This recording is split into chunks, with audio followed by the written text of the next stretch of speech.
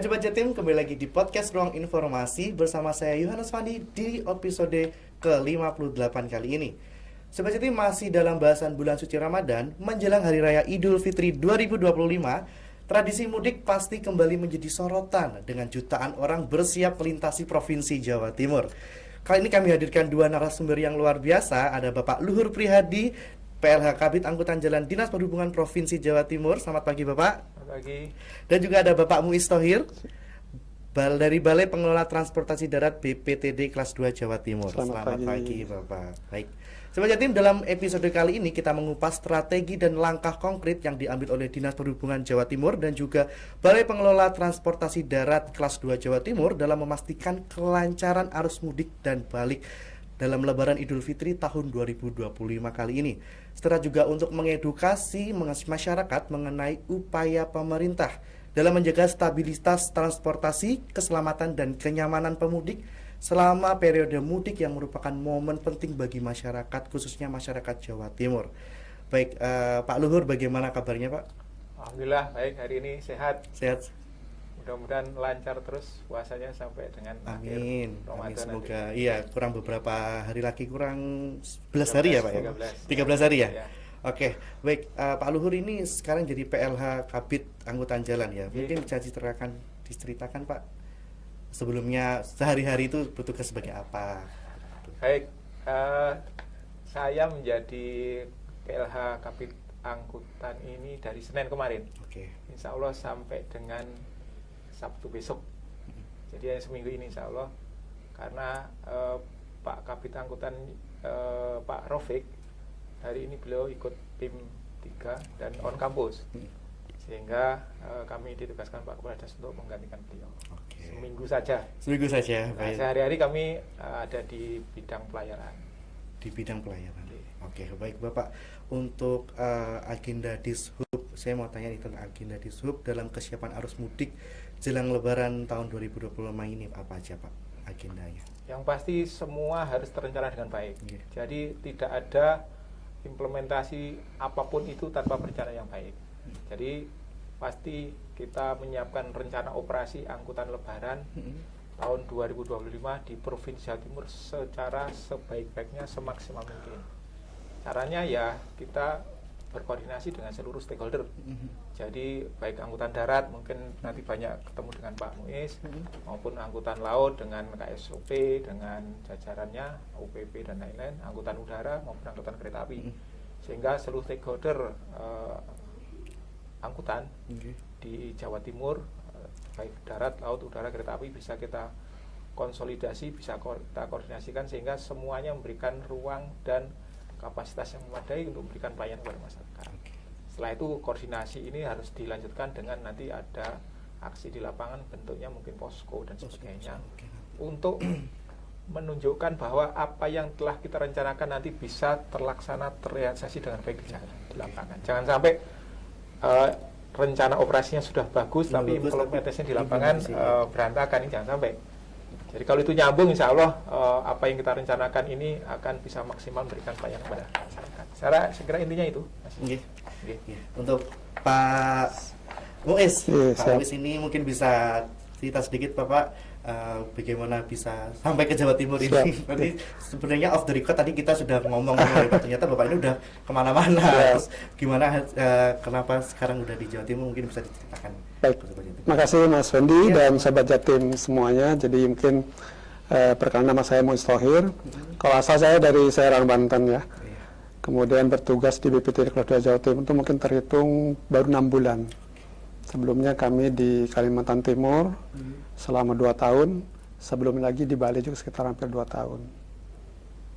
Jadi ke wilayah itu di Bali ya. Sebelumnya kami banyak berkecimpung di pusat, di Kementerian Perhubungan, di Jalan Perhubungan Darat. Itu barangkali sebagai pengantar ya, pengantar saya. Jadi ya, saya bertugas di BPTD kelas 2 Jawa Timur sebagai salah satu UPT ya, UPT Unit Pelaksana Teknis di Jalan Perhubungan Darat Kementerian Perhubungan. Kalau perhubungan laut mungkin ada UPT di sini kan kayak KSOP gitu kan, Distrik Navigasi, kemudian udara juga ada otos bandara gitu kan. Nah, perhubungan darat juga punya UPT ya di wilayah. Kenapa dibentuk BPTD itu? Karena ada kewenangan-kewenangan yang didelegasikan kepada pusat sejalan dengan terbitnya Undang-Undang 23 tahun 2014 dulu ya, pembagian kewenangan. Jadi ada beberapa kewenangan yang semula diurus oleh kabupaten kota seperti terminal tipe A, kemudian jembatan timbang atau UPKB yang oleh provinsi itu ditarik kewenangannya menjadi kewenangan pusat, sehingga di wilayah perlu UPT untuk menangani itu. Kurang lebih begitu, Mas Fendi. Baik, untuk kesiapannya sendiri bagaimana Bapak BPTD ini dalam menghadapi atau jelang Ramadan 2025 ini? Siap. Jadi sebagaimana sampaikan Pak Luhur tadi ya, prinsipnya kita harus kolaborasi ya, sinergi dengan seluruh stakeholder yang terkait lah. Dinas Perhubungan, kemudian kepolisian, Polda di sini dalam hal ini spesifik lagi dengan Dirlantas Polda ya. Kemudian teman-teman dengan di kabupaten kota setempat, dan juga biasanya teman-teman jasa raja, termasuk dengan dinas kesehatan ya, sebagai salah satu, kalau kita bicara pilar, 5 pilar keselamatan itu kan salah satunya juga penanganan pas kecelakaan misalnya dengan teman kesehatan itu. Oke. Baik, untuk Pak Luhur, agenda di sub misalnya kayak saya tadi sempat setting ini dari tahun lalu juga ada sih Pak terkait program mudik gratis itu mungkin bisa dijelaskan Bapak, karena ini pasti yang ditunggu-tunggu atau dinanti-nanti masyarakat Jawa Timur yang ada di Jakarta seperti itu. Mungkin monggo. Jadi mudik gratis tahun ini itu relatif konsepnya sama dengan tahun kemarin, hanya ada tambahan kapasitas. Oh, ada tambahan Kapasitas dan tambahan rute. Untuk yang ini ada tiga jenis mudik gratis. Yang pertama mudik bis. Iya. Ini nanti ada 2 jurusan utama, yaitu yang dari Jakarta ke Jawa Timur. Dan nanti ada baliknya juga dari Jawa Timur ke Jakarta. Itu jumlahnya yang dari Jakarta ke Jawa Timur sekitar 70 bus. 70 bus. Yang kembalinya nanti 50 bus. Oke, baik. Yang kedua yang dari Surabaya, dari kantor kita di Ayani ke kabupaten kota di Jawa Timur. Oke. Itu ada sekitar 100 bus. Baik.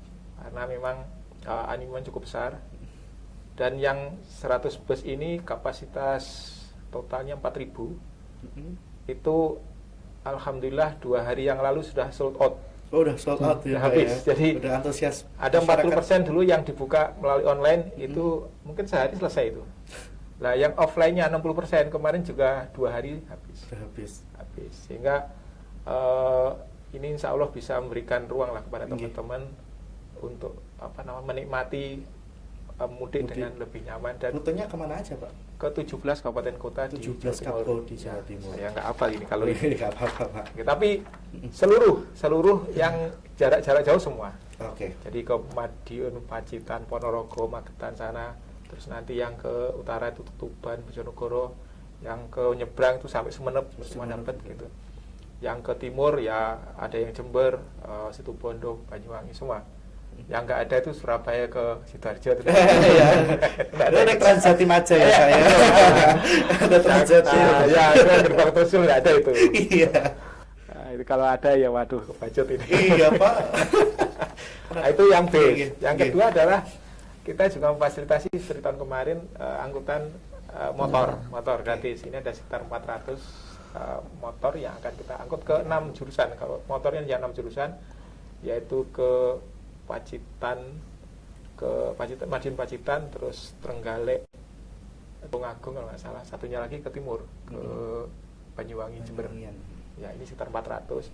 Sebetulnya arahan Pak Kadi sebetulnya pengennya sebanyak mungkin para pemudik ini tidak menggunakan motor ketika pulang, sehingga kita fasilitasi itu. Tapi memang pengalaman tahun kemarin tidak sebanyak seantusias yang mudik orang. Oh, iya. Kalau bayangan kita motor dengan orang jumlahnya sama kan, itu berarti paling enggak motor itu harus 2000-an lah gitu ya. Tetapi ternyata memang antusiasmenya tidak sebanyak itu, karena memang orang butuh motor tidak hanya di sini tidak hanya di jalan, tapi juga untuk mobilitas di lapangan. Tapi intinya adalah Bapak Kepala Dinas itu ingin mengurangi sebanyak mungkin penggunaan sepeda motor, karena ini adalah alat angkut yang paling rentan terhadap kecelakaan. Kalau ada kecelakaan, korban yang paling besar ya naik motor gitu. Motor kesenggol truk ya gimana gitu. Iya, betul Pak. Itu yang motor. Yang ketiga adalah mudik dengan kapal. Oh, mudik dengan kapal. Laut. Ini masih seperti tahun kemarin, kita membuka rute jangkar ke Raas, Pulau Raas namanya. Raas. Jangkar tahu? Jangkar Di mana? Situbondo. iya itu Bondo. Ya. Harus tahu ini. Saya tahu harus Jangkar, ya? saya tes nanti. Iya ada Jangkar. Jadi dari Jangkar ke Raas, dan alhamdulillah kita merespon permintaan dari masyarakat juga. Kita tahun ini menambah dari Jangkar ke Sapudi, Pulau Sapudi. Jadi itu ada 2 pulaunya ada di Madura. Itu kita siapkan sekitar 15 rate. Jadi PP-nya 7, yang satunya itu hanya baliknya saja. Ini insya Allah per kemarin tanggal 17 kemarin tiketnya sudah Habis terbuka. coba, Pak. Saya belum ngecek per hari ini, mudah-mudahan ya kayak sepertinya habis. Tapi nanti tetap ada yang offline-nya tetap ada. Kita siapkan offline untuk memfasilitasi teman-teman kita, ya warga kita yang mungkin karena sesuatu dan lain dia tidak sempat nyari online, jadi dia biasanya kan gini Mas, teman-teman datang ke pelabuhan itu yang penting dia bawa apa namanya barang-barangnya, bawa saudaranya, Iya. nanti cari tiket di Cari tiket pelabuhan, di pelabuhan, nah iya. gitu. Lah itu harus kita fasilitasi agar mereka juga masih punya kemungkinan untuk dapat. Kira-kira itu untuk mudik balik gratis. Tapi sebenarnya selain itu di kementerian banyak kan ya. Ada juga yang laut ini dari kementerian itu pakai kapal cepat. Tapi memang kami tidak ikut ini mengelola. Tapi yang kami dengar kementerian ada, terus yang dari Kabupaten Sumeneb juga ada. Jadi dari PBD Kabupaten Sumeneb juga ada. Karena memang warganya yang paling banyak untuk angkutan laut itu dari Kabupaten Sumeneb. Kepulauan. Diberangkatkan kapan Pak mereka? Kalau Angkutan yang ke sini. Pemprov itu berangkat mulai tanggal 21, 23, 24, 26, 28. Nanti baliknya tanggal 6, 8, 10. Baik. Jadi ada 3 ya Pak ya, bis, motor sama kapal. Kapal. Kayak gitu. Dan sudah difasilitasi oleh Pemprov Jatim melalui di Subjatim. Sudah benar-benar dipersiapkan sesuai arahan Ibu Gubernur pasti. Gubernur Ya. pastinya. Baik, untuk dari BPTD sendiri yang wakil dari Kemenhub ada program apa saja Pak yang sudah disiapkan? Oke. Mungkin kalau secara umum sama ya mudik gratis, tapi kan yang mengelola kan teman-teman di pusat ya. Iya. Kami di sini hanya kedatangan tujuan. Makanya berdasarkan informasi ada 3 terminal kami ya yang Tipe A. spesifik menjadi menerima tujuan Purabaya di Surabaya, kemudian Purboyo di Madiun, dan Arjosari Malang. Itu 3 terminal yang infonya berdasarkan informasi yang kami terima menjadi salah satu tujuan dari para pemudik yang berangkat dari Jakarta. Kemudian terkait sejumlah persiapan ya, tadi kan disampaikan bahwa Jawa Timur termasuk salah satu tujuan terbesar ya selain Jawa Tengah ya Pak, 18,7 juta yang akan mudik ke Jawa Timur itu. Kita juga kan BPTD kan mengelola 16 terminal tipe A ya yang ada di seluruh wilayah Jawa Timur ini. Sejumlah persiapan kita lakukan, termasuk juga memastikan sebenarnya bagaimana kendaraan-kendaraan yang digunakan itu juga layak jalan atau memenuhi persyaratan baik administrasi maupun teknis. Jadi sebelum itu sebenarnya kami juga sudah ada arahan dari Pak Dirjen ya untuk melakukan ramcek atau pemeriksaan kendaraan ya. Jadi ada 2 periode tahapan. Yang pertama tahap 1 itu tanggal 13 Februari sampai 20 Februari. Itu sifatnya kita jemput bola. Jadi kita diminta untuk melakukan ramcek atau pemeriksaan ke pool-pool kendaraan dari perusahaan otobis. Dari periode itu kita juga bersama dengan teman-teman dari Dinas Perhubungan Provinsi, ada UPT Pak ya di wilayah itu juga bergabung dengan kami. Kemudian dari Satlantas Polres tempat juga. Dan kita juga menugaskan teman-teman yang satuan pelayanan. Kita ada 16 terminal dan 14 jembatan timbang. Contoh misalnya kan ada perusahaan otobus yang ada di Ngawi.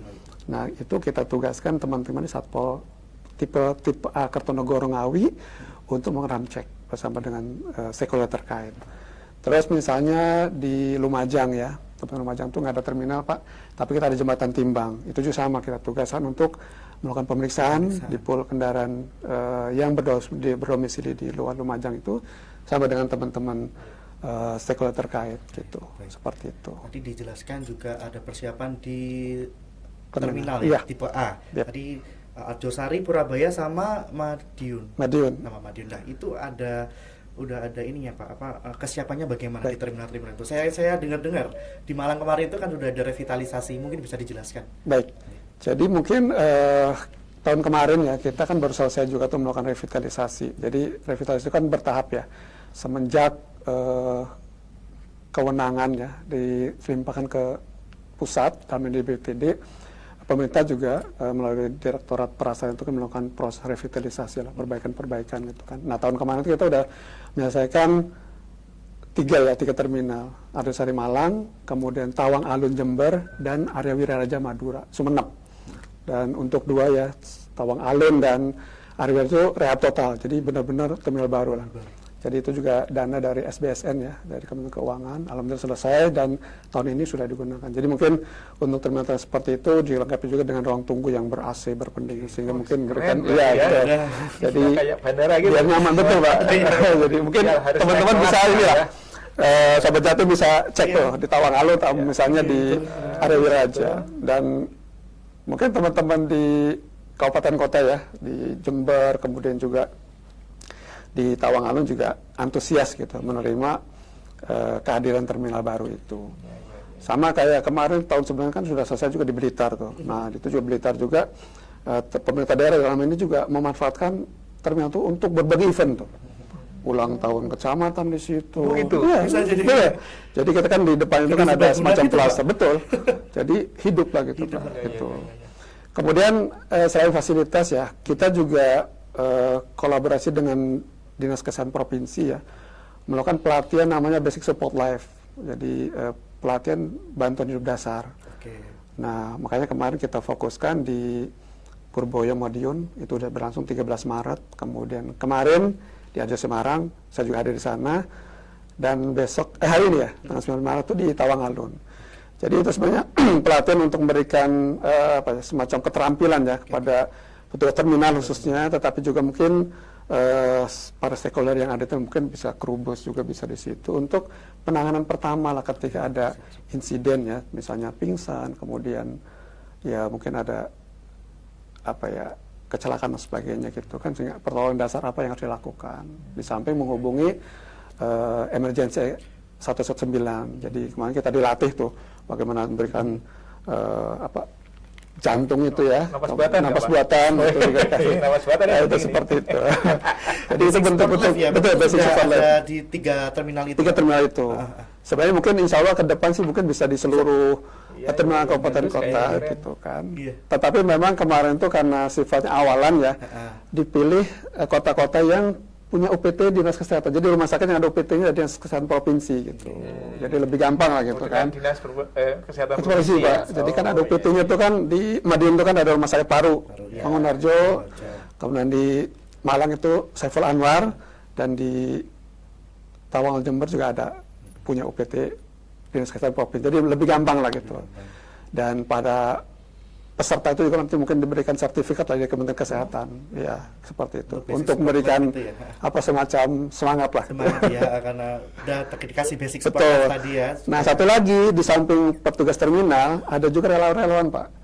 Jadi teman kesehatan itu juga bisa di Madiun itu ada namanya relawan-relawan yang itu juga bisa nanti melakukan ya, bantuan-bantuan yang sifatnya dibutuhkan gitu kan pada saat kita ada insiden dan sebagainya, itu ada juga. Oke, itu udah berlangsung dari Februari kemarin ya Pak ya? Atau yang Lamcek ke Februari, kemudian yang ini yang Basic Support Life itu kemarin tanggal 13 Maret. Tanggal 13 Maret. 18 Maret dan 9 Maret hari ini dilakukan di 3 terminal tadi. Luar biasa persiapannya ya Pak ya. Ya mudah-mudahan semua semua tadi ya. siap. Itu paling dibutuhkan sih Pak, itu kayak Betul. tiba-tiba ada serangan Betul, jantung atau betul. bagaimana pertolongan pertama. Siap. Nah, baik Pak Luhur, tadi yang seperti dikatakan sama Pak Muiz terkait jumlah pemudik yang datang ke Jawa Timur itu kan banyak, apalagi dengan mobil kendaraan umum. Nah, saya mau tanya Pak, apa strategi untuk mengurai kemacetan di titik-titik rawan selama arus mudik dan balik ini Pak, yang mungkin sudah disiapkan oleh Disub Jatim? Pertama, kita harus mendeteksi dulu titik rawan kemacetan ada di mana. Itu ada beberapa poin, biasanya karena pasar yang ada di beberapa tempat, ada juga tempat wisata, itu juga ada di beberapa tempat. Nah, untuk mengurai ini yang pasti harus dilaksanakan ya rekayasa lalu lintas, itu Rekayasa sudah pasti. lalu lintas. Kalau ada hal yang terkait dengan kemacetan, apalagi yang kejadiannya kadang tidak terprediksi, unpredictable, tiba-tiba ada kemacetan, yaitu rekayasa lalu lintas pasti harus menjadi way out yang paling gampang di ini. Nah, tapi kita pasti tidak bisa jalan sendiri kalau untuk rekayasa lalu lintas. Pihak samping, jajaran kepolisian pasti harus kita ajak, karena mengarahkan orang untuk bergeser dari lajur yang biasanya itu tidak mudah. Iya. Rekayasa lalu lintas pasti ya. Yang kedua, kita juga menyiapkan jalur-jalur alternatif untuk wilayah-wilayah yang dari awal memang kita prediksi dia akan macet. Ya, mungkin bisa di-spill Pak di mana contohnya? Datanya banyak ini. Iya, mungkin saya tak nyari contekannya dulu. Iya. Mungkin bisa dijelaskan titik-titik rawan itu di mana Kalau saja.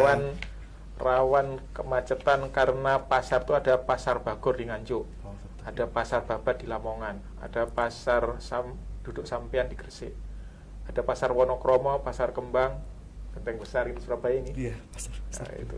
Terus ada pasar, ini yang langganan yang sering masuk di SS nih, Tanah Merah, Blega, terus Galis, itu daerah sana. Iya. Di Madura ada pasar Krian, ada juga pasar Camplong di Sampang, Lawang, ya ini Singosari, Malang, itu yaitu ya, langganan itu. Ranuyoso, Klakah ini di Lumajang. Lumajang. Ya ini identifikasi awal potensi-potensi kemacetan karena pasar. Kalau wisata ini Wisata. standar itu Batu dan Sultannya itu Batu sudah itu pasti. itu ya. Jatim Park Batu, terus Iya. Taman Nasional Bromo Semeru ya itu sudah. Nanti di Banyuwangi, di Pantai Merah, di Pulau Merah, di Pantai Marina itu juga. Kenjeran ini masih juga nanti tempat wisata itu juga. Terus Mojokerto ada di Pacet, ada di Patusan. Itu adalah lokasi-lokasi yang memang akan diantisipasi agar kemacetan tidak terjadi di situ. Nah, salah satunya juga menyiapkan jalur-jalur alternatif yang bisa nanti pengarahan terhadap jalur alternatif itu ada rambunya, ada petugasnya yang ditugaskan untuk agar mereka yakin bahwa kalau saya diarahkan ke situ nanti nggak kesasar gitu, pasti akan ketemu di mana dia bertujuan. Terutama itu, jadi agar kemacetan ini bisa, karena kemacetan rasanya tidak bisa dihindarkan. Ya ini kan momen spesial banget buat semuanya gitu. Betul. Nggak mungkin lah orang ditahan, jangan ke pasar, jangan datang ke tempat wisata, nggak mungkin. Karena apalagi ini kita tahu bahwa masa libur ini panjang ya, panjang Pak ya. Jadi Kementerian Agama, Kementerian Pendidikan juga memperpanjang itu. Jadi potensi orang untuk kembali ke kampung halaman dan berbelanja dan berwisata itu sangat besar. Karena itu nanti pasti kita bekerja sama dengan seluruh stakeholder ya, kabupaten, kota, provinsi, jajaran samping, Polda, Polres. Ini nanti orangnya Pak Mus mungkin habis nanti. Jadi hari-hari ini kayaknya hari yang berat buat Pak Mus, karena nggak boleh cuti, nggak boleh izin, harus standby call gitu. Oh ya, ngomongin libur panjang tadi saya keingat langsung ini Pak, pelabuhan yang kan juga kita menyambut Nyepi juga ya. Nyepi 2025 ini hal yang menarik juga Pak untuk terkait pelabuhan penutupan dan monggo Pak Mus ini ya. Mungkin tadi di spill sama Pak Luhur langsung ke saya. Iya. Jadi kebetulan kami juga sebenarnya ikut juga ya melakukan semacam pengelolaan gitu kan, bekerjasama dengan pengelola pelabuhan setempat ya. Misalnya kayak di Ketapang Gilimanuk lah, jadi salah satu pusat perhatian, pusat juga Pak, selain Merak Bakahuni ya, antara Ketapang Gilimanuk. Apalagi isunya kan ada Nyepi ya, tanggal 28 itu, sehingga biasanya kan pada saat Nyepi itu dilakukan penutupan. Dan ini juga kan sudah ada jalan penutupan, kalau tidak salah 25 Maret pukul 17.00 waktu setempat itu, sampai dengan 30 Maret pukul 6 pagi. Itu ditutup. Ya, pelabuhan penyeberang itu nggak operasional. Oke. Jadi berhentilah. Artinya kan para pemudik ataupun orang yang mau menyeberang dari Bali ke Jawa atau sebaliknya itu ya berarti kan maksimal sebelum tanggal itu kan. Atau setelah itu gitu kan. Biasanya mungkin mereka berkejaran atau berupaya untuk bisa nyebrang. Kalau mungkin teman-teman yang agak jauh ya, kalau nyebrang tanggal 28 atau 30 kan mepet ya waktu untuk mengejar berlebaran di rumah kan. Kemungkinan orang di tanggal 27, kemungkinan makanya puncak itu diperkirakan tanggal 27 itu. Nah, kemudian sebenarnya kalau masalah di pelabuhan ya, baik di sisi Gilimanuk maupun Ketapang itu kan teman-teman tuh juga sudah punya semacam SOP baku lah ya. Misalnya kan nanti polanya itu pola super padat, apa pola istilahnya itu ya. Jadi pola normal biasa dan pola, jadi trade-nya lebih inilah, trade-nya lebih banyak gitu kan, sama padat. Pemanfaatan kapal-kapal berukuran besar, jadi biar saat kali angkut itu relatif besar. Kemudian biasanya juga kan yang jadi isu itu adalah terkait dengan penumpukan ya, penumpukan, jadi orang mungkin nah makanya kan strateginya di masing-masing di sisi Gilimanuk maupun di sisi Ketapang itu ada namanya buffer zone, jadi diharapkan kendaraan-kendaraan yang sesuai jadwalnya lah gitu kan, yang bisa langsung masuk ke pelabuhan. Sementara yang belum punya jadwal katakanlah masih agak lama itu ya nunggu di buffer zone. Nah itu udah di Batu Dodol itu udah ada juga tempat-tempat untuk singgah sementara kendaraan-kendaraan itu untuk antri sebelum masuk ke pelabuhan, seperti itu. Berarti ditutup tanggal 28 pukul 5 sore ya Pak ya? Sore, lalu waktu buka besoknya tanggal 29. Tanggal 30. Oh, tanggal 30 pagi. Oke, berarti ada tips nih buat pemudik Pak yang mau ke Bali, harusnya baiknya berangkat kapan ini? Ya sebenarnya tergantung ini ya, tergantung tujuannya apa gitu kan. Kalau mungkin mengejar lebaran di tempat berarti kan sebelum kan misalnya gitu. Tapi kalau mungkin untuk sekedar wisata dan sebagainya mungkin ya bisa setelah tanggal 30 juga. Jadi mungkin itu kan pilihan-pilihan, tapi dari pemerintah dan pengelola pelabuhan juga sudah mempersiapkan itu tadi. Gitu. Termasuk ya biasanya kan pengoperasian kapal-kapal bukan besar gitu kan. Kemudian juga tripnya juga diperbanyak lah, lebih banyak dibanding trip itu ya. Biasa. Baik, Pak Luhur, ngomongin lagi Pak tentang transportasi ya, transportasi darat. Nggak darat aja sih, laut juga. Bagaimana kesiapan transportasi umum seperti bus, kereta api, dan kapal laut untuk mudik di tahun ini, Pak? Kita punya data yang kita juga coba konsolidasikan. Jadi data ini mengenai kesiapan armada yang bisa dikerahkan untuk mendukung Lebaran ini. Jadi data yang kita punya itu untuk base itu sekitar 6.637 base. Ini seluruh base base yang ada di Jawa Timur yang bisa kita kerahkan. Jadi ini nanti termasuk yang base reguler maupun yang base cadangan itu kita coba optimalkan. Biasanya kalau yang base cadangan atau base pariwisata itu on call ya. Jadi kalau misalkan memang di lapangan membutuhkan ini dia bisa dimasukkan untuk segera mengisi. Terus kapal laut sebanyak 57 ini sebagian besar nanti datang dan berangkatnya dari Tanjung Perak. Tapi juga ada yang dari Paciran tahu ya? Paciran. Di mana itu? Paciran itu Lamongan. Mana ya? Lamongan ya. Oke. Paciran itu Lamongan ya. Distansnya BVL ya. Iya. Tahu. Oh itu Paciran. Iya, saya tahunya pelabuhan Lamongan. Oh iya. Di sana ada juga yang di Gresik. Iya, baik. Ada juga yang di Jangkar lah. Ini yang Jangkar yang Situbondo ya. Yang paling seksi di Jangkar. Iya. Ada juga yang di kepulauan-kepulauan. Itu yang kapal. 57 ya Pak ya, kapal. Terus penyeberangan, kapal penyeberangan ada kapal sendiri. penyeberangan sendiri. Ini yang paling besar tadi yang disampaikan di Ketapang Gilimanuk. Terus ada yang di Paciran juga, ada yang di Jangkar juga. Ini jumlahnya yang kami data sekitar 66. 66 kapal. Udara ini ada 182 pesawat. Ini ada data kami dari Outbound. Kereta api 90 trainset. Trainset itu rangkaian. Jadi kalau rangkaiannya biasanya kalau yang gini tuh ditambah, biasanya hanya 8 jadi 10 gitu. Itu iya. Ada 90. Ada penambahan armada ya Pak dari tahun kemarin. Kereta api biasanya ada. Iya. Ya kemarin saya habis podcast sama KAI juga memang ada. Bola ini kan cuan ini. Iya. Aduh ini jam 11 ada tiket promo Pak. Oh gitu. Buat mudik. Nah itu yang kita siapkan, kita mobilisasi. Wah bahaya. Bahaya ya 6.537 bis. Nah itu rem ceknya bagaimana Bapak mungkin bisa dijelaskan? Kita kalau yang rem cek yang bis-bis yang melayani angkutan umum itu sekitar bukan setiap dia masuk ke terminal kita ram cek. Oke. Jadi setiap saat dia masuk terminal kita ram cek. Tapi nanti ada juga ram cek yang keluar dari ini, biasanya namanya apa itu? Di luar itu bukan ram cek yang di agak lupa saya namanya. Jadi dia melibatkan jajaran samping. Tapi kalau yang di dalam ini semua bis yang masuk terminal B kita ram cek. Oke. Dan nanti ada tambahan untuk khusus lebaran ini, kemarin arahnya Pak Kepala Dinas kalau bisa di titik-titik masuk ke Jawa Timur itu kita ram cek bersama-sama. Di checkpoint baik itu kita ram cek bersama-sama, terutama yang di barat, di Ngawi, dan yang di timur nanti di Banyuwangi. Kira-kira itu. Pastikan bahwa bis yang melayani harus laik jalan. Jadi karena keselamatan itu nomor 1. Tidak ada gunanya juga kita bersusah payah pulang tetapi nggak selamat. Akhirnya nggak nyampe gitu. Tentunya mungkin ada kolaborasi Pak dari instansi lain, misalnya kayak dinas kesehatan nih tentang pengemudinya. Oh iya, itu ada juga. Ada juga.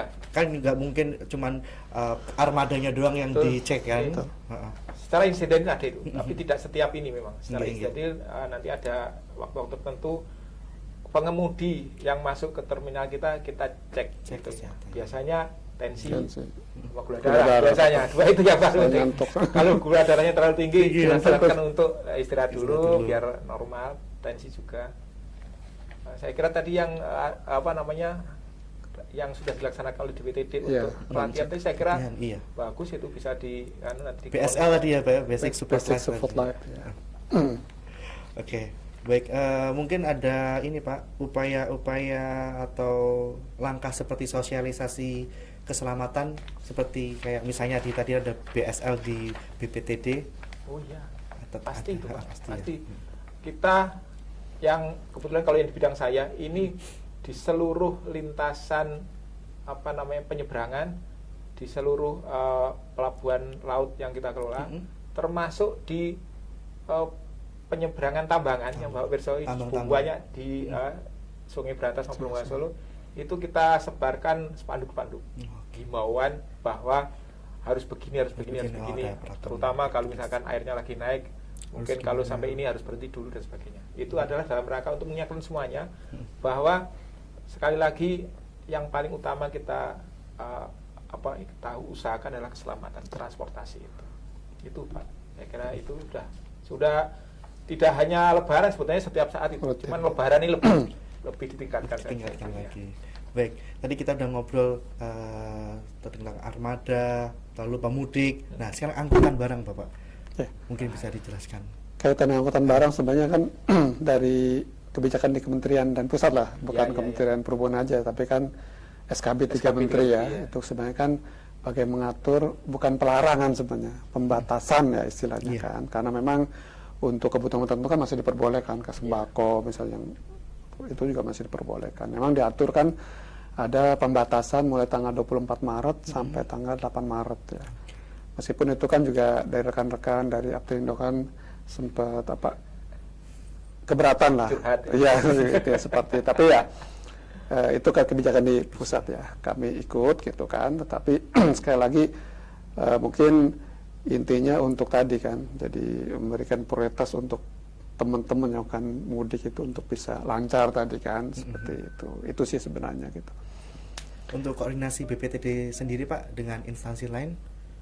Alhamdulillah ya sampai saat ini, termasuk dengan Dinas Perhubungan Provinsi ya, kabupaten kota. Sudah mesra loh, udah dengan klik ya Dirlantas, Polda, maupun Satlantas tempat ya tadi saya sampaikan ketika melakukan ramcek itu bareng-bareng sebenarnya gitu. Jasara Harja gitu kan.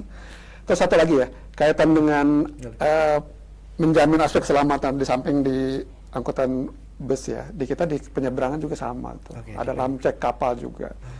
Jadi kebetulan kayak di Ketapang Gilimanuk itu kan ada 57 kapal ya. Dan di situ kan irisan tuh antara kami di Ketapang tuh kan BPT Jatim dan di Gilimanuk BPT Bali.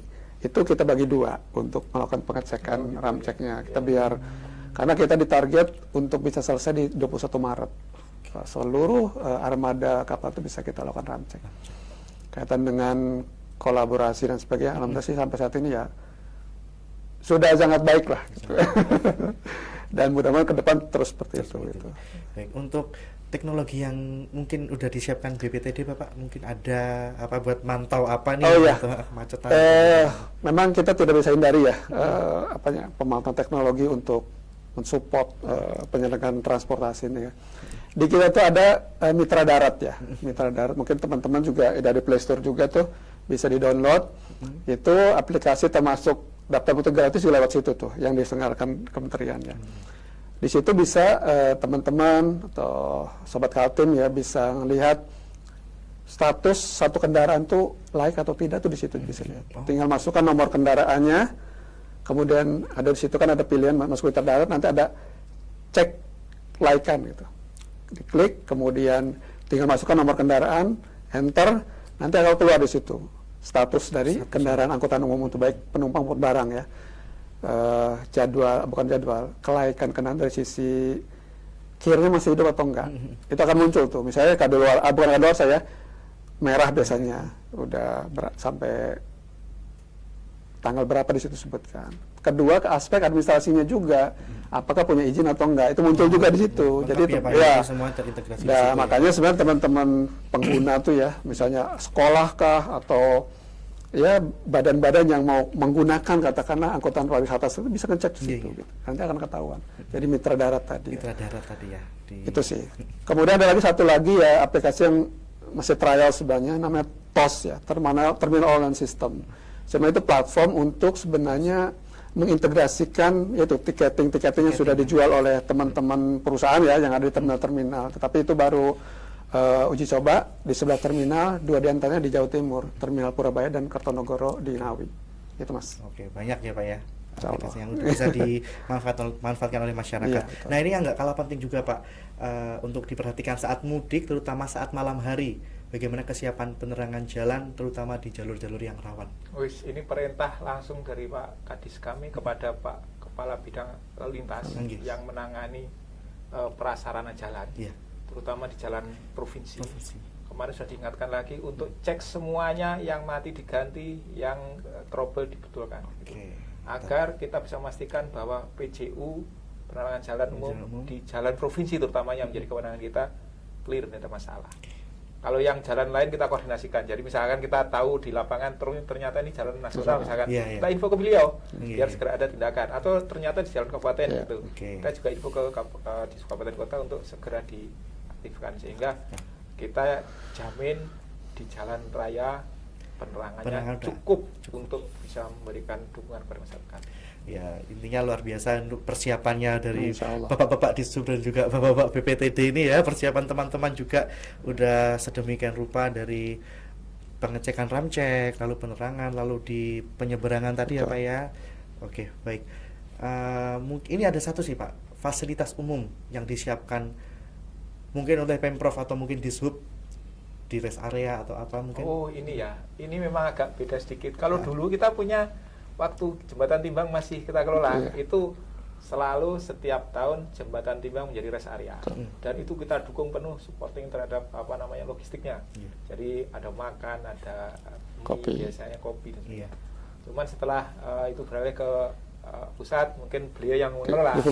Nah, kalau yang kami kelola sekarang di Terminal B, supportingnya yang tidak ada, tapi secara fasilitas kami persilakan digunakan untuk rest area. Tetapi mungkin kalau misalkan ada pihak ketiga atau stakeholder yang mau berkontribusi di situ, misalkan menyiapkan untuk mie misalkan atau minuman atau apapun, kami persilakan. Kami memang sengaja mengajak pada mereka untuk silakan manfaatkan fasilitas di Terminal B untuk dalam konteks promosi lah ya kira-kira untuk menjajakan itunya. Kira-kira itu kalau Terminal B. Dan selain itu kita juga kemarin koordinasi dengan Dewan Masjid Indonesia untuk mendata masjid-masjid yang ada di lintasan mudik. Nah itu memang kita komunikasikan pada mereka untuk itu coba di-create untuk dijadikan masjid ramah pemudik. Masjid ramah pemudik. Agar mereka bisa juga istirahat. Istirahatnya lebih lengkap karena bisa sholat, bisa istirahat, bisa tidur juga mungkin boleh gitu ya. pijat kesehatan kalau ada, Iya, itu silahkan biasa siapkan itu. di sana agar senyaman mungkin mereka bisa ini. Itu Tapi masjid itu di rest area ya Pak ya? tidak di Sepanjang- sepanjang jalur, Oh, di sepanjang oke. jalur yang ada masjid-masjid yang memang minimal syaratnya harus punya Tempat parkir. tempat parkir yang memadai. Jangan sampai nggak ada parkirnya, nanti Betul. malah justru mengganggu. Ganggu. aktivitas. Iya, iya. Itu kita koordinasikan kalau itu. Oke. Baik, luar biasa Bapak. Oke. Terima kasih banyak atas waktunya. Nah, sebelum saya tutup, saya minta closing statement dari Pak Luhur dan juga Pak Muiz Ya. terkait untuk masyarakat terkait Lebaran 2025. Monggo, Bapak. Makasih Mas Fendi. Jadi kami ya pemerintah dalam ini sudah berusaha untuk melakukan persiapan semampu kami ya, seoptimal mungkin. Tapi kembali memang kita mengimbau juga kepada para pemudik gitu kan untuk tetap memperhatikan, menjaga diri mereka sendiri terkait dengan kegiatan mudik ini. Mungkin untuk pemudik-pemudik yang menggunakan angkutan umum ya bisa manfaatkan fasilitas yang disediakan pemerintah, mulai mudik gratis. Dan untuk mereka yang menggunakan kendaraan pribadi, sekali lagi kita menghimbau untuk memperhatikan kelaikan kendaraan yang akan digunakan. Dan untuk teman-teman yang menggunakan angkutan umum juga bisa tadi memanfaatkan mitra darat, informasi untuk mengecek apakah kendaraan yang digunakan itu juga memenuhi persyaratan teknis layak jalan atau tidak. Jadi mungkin dengan kondisi seperti itu kita harapkan kita teman-teman ya para pemudik bisa melakukan kegiatan mudik untuk bersilaturahmi dengan keluarga di tempat tujuan bisa berjalan dengan baik dan selamat. Itu Amin. ya. Terima kasih Bapak. Pak Luhur, monggo. Tagline kita keselamatan transportasi adalah kebutuhan dan tanggung jawab kita bersama. Iya. Jadi kita harus upayakan semaksimal mungkin agar itu bisa terjadi dan bisa membahagiakan kita semua. Jadi teman-teman pemudik yang nanti akan berlebaran di kampung halaman, kalau berkendara patuhi rambu lalu lintas, Betul. kendaraannya dicek, capek ya istirahat, dan semaksimal mungkin menjaga tubuh agar Bugar. bisa kondisi fit, Iya. terutama para pengemudi nih. Jangan sampai capek, ngantuk, dipaksakan. Ini nanti akan justru tidak hanya merugikan buat dia sendiri, tapi bisa merugikan buat orang lain. Jadi kecelakaan itu bisa karena dia sendiri, tapi juga melibatkan orang lain. Nah ini jangan sampai terjadi, karena sekali lagi tidak ada gunanya kita mudik tapi tidak selamat. Jadi berangkat selamat, di kampung selamat, balik selamat. Balik selamat. Itu. Iya. Atur suwun. Baik, terima kasih Pak Luhur dan Ya, juga sama-sama. Pak Muiz dan Sobat Jatim. Semoga apa yang kita dengar tadi bisa jadi bekal buat Sobat Jatim semua yang sedang menyiapkan perjalanan mudik atau sekedar ingin tahu lebih dalam tentang kerja keras bapak-bapak beliau-beliau ini dan teman-teman di sub juga PPTD ini dalam menyambut Lebaran 2025. Dan akhir kata saya Yunus Fandi, Pak Luhur dan juga Pak Muiz dan seluruh kru yang bertugas mengucapkan terima kasih dan sampai jumpa. Selamat mudik semuanya. Ya.